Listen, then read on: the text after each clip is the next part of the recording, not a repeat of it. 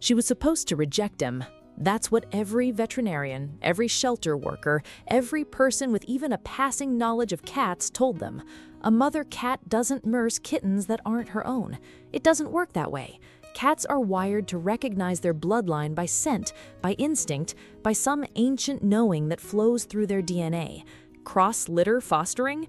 It was theoretically possible, they said, but practically, they'd seen the same outcome too many times. Failure, resistance, confusion that sometimes turned to aggression. The odds were stacked against this working. Science said no. Experience said no. Every protocol in the shelter's handbook said no. But nobody told the tabby mother cat standing in that rescue center's medical room what she was supposed to do.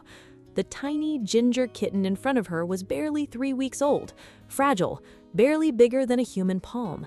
His mother had been hit by a car 2 days earlier. Just like that, gone. The kitten had been brought to the center alone, malnourished, barely hanging on. The vets had stabilized him, warmed him, fed him formula with careful precision. But formula wasn't going to save him completely.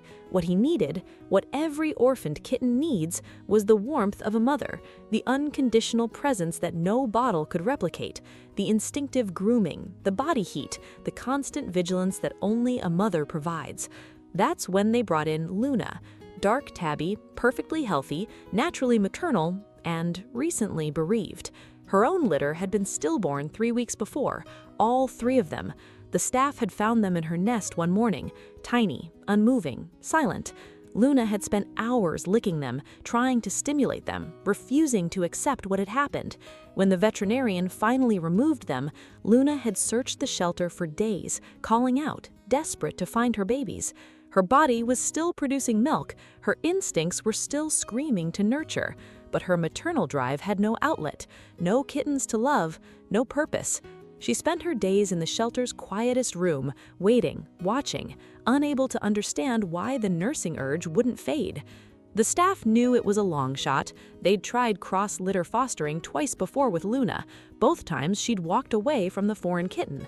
Both times she'd retreated to her corner, confused and withdrawn. This would probably be no different. They placed the tiny ginger kitten near her anyway because what did they have to lose? A mother cat who had already lost everything. What happened next changed everything. Luna's head rose, her whiskers twitched. She moved toward the kitten, not with curiosity, not with the detached inspection a cat typically gives to something unfamiliar. She moved with purpose, with recognition. Her nose pressed against his tiny face and she inhaled deeply. Once, twice, 3 times. The shelter staff held their breath. The kitten meowed, a desperate, hungry sound. Luna made a decision in that moment, a mother's decision. She settled down on her side, extended her front legs forward, and pulled the tiny ginger body close to her chest. The kitten, guided by pure survival instinct, found what he was looking for. His mouth found her warmth, and Luna, she closed her eyes and purred. A sound so loud, so full of meaning, that the shelter managers watching felt tears forming in their eyes. The veterinarian on duty couldn't believe it. She'd seen Luna's previous rejections. She'd prepared for this to fail. Instead, she was witnessing something she'd never expected to see from this broken mother cat. Luna remained perfectly still, her body language screaming one message: "This is mine now. He is mine. Finally, he is mine." The kitten, named Ginger by the staff, stayed latched to Luna through the entire night, 12 hours without moving, just drinking, surviving, being held in the arms of a mother who wasn't supposed to love him. When the shelter manager checked on them at midnight, she found Luna's eyes wide open, watching over the kitten with absolute intensity, not sleeping, keeping watch. By the 3rd day, they were inseparable. Luna licked Ginger's face with obsessive tenderness, grooming areas that didn't need grooming just for the excuse to touch him. She kept him warm by lying curled around his impossibly small body in a protective fortress. When the kitten wandered even a few feet away during his clumsy explorations, Luna's head would snap up in alarm, her ears would swivel, she'd retrieve him gently by the scruff, pull him back to her nest, and resume her vigil. This wasn't just caregiving, this was reclaiming something she thought had been stolen from her forever. Days turned to weeks. Ginger grew stronger. His tiny frame filled out. His eyes became brighter. But Luna's devotion didn't just continue, it deepened with every passing day. This wasn't tolerance. This wasn't a mother simply going through the motions because biology demanded it. This was fierce, absolute, unquestionable love. The adoption agency received emails from families wanting Ginger. Interested adopters came to meet him, cooing over his ginger stripes and playful energy. But the moment anyone tried to separate the kitten from Luna, the tabby mother cat would create a protective wall with her body. Her ears would flatten, her eyes would narrow to slits. The message was unmistakable. Not happening. He stays with me. Some adoptive families tried to take both cats. Luna's and Ginger's bond was becoming legendary around the rescue center. Stories spread. A mother cat who had been given up for dead, a kitten who had been abandoned, and the unbreakable devotion between them. Volunteers shared their photos on social media. Other shelters called asking how they'd managed it. The staff realized they had something special on their hands, something that defied every textbook they'd ever read. But the tabby was selective about who she would trust.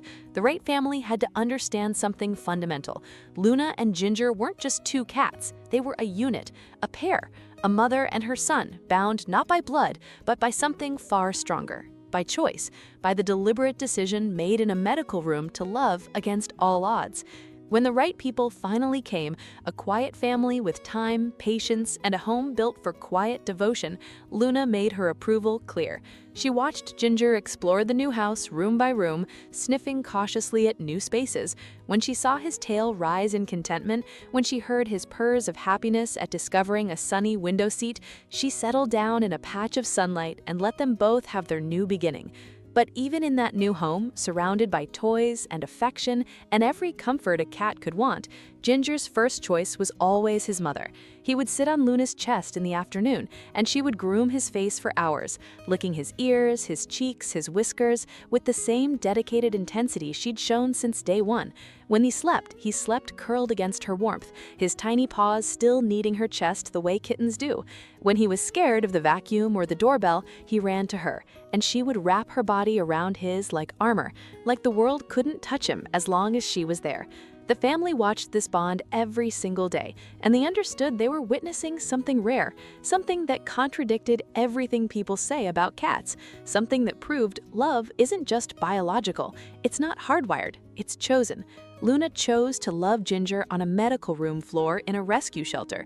Ginger chose to trust her with his survival, and together they became living proof that devotion doesn't recognize bloodlines, that motherhood, real motherhood, is about presence, protection, and the decision to keep choosing day after day to be there. If you're still watching, you know stories like this matter. Please hit subscribe. Share this with someone who needs to believe in love again.